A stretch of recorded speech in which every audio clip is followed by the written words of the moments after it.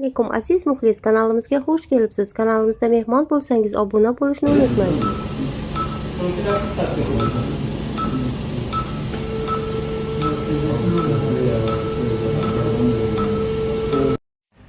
Assalomu alaykum, hammaga xayrli kech. Biz bilan birga bo'lganingiz uchun, duolaringiz uchun cheksiz tashakkurlar bildiraman.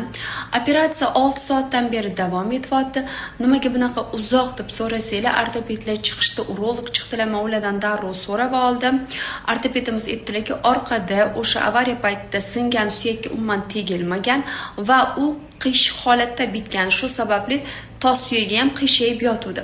Uni boshqatdan sindirishgan va u joyini boshqatdan birlashtirishgan.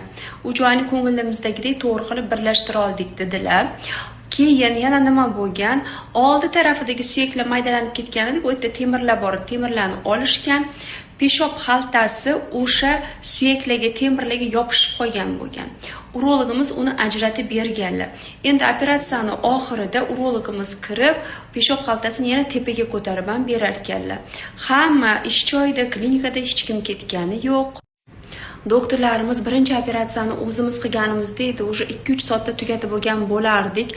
Suyaklarni tez joyiga taxlab bergan bo'lardik deyishmoqda. Sababi erta hamma narsa bir-biriga yopishib ketgan. Tos suyagi bizning tanamizdagi eng katta, eng og'ir suyaklardan hisoblanadi.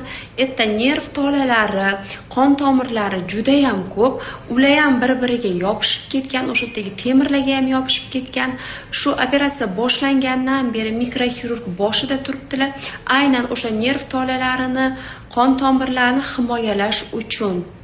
Operatsiya juda ham uzoq vaqt davom etganligi sababli Sabrinani bugun balki reanimatsiyada olib qolishligisi mumkin.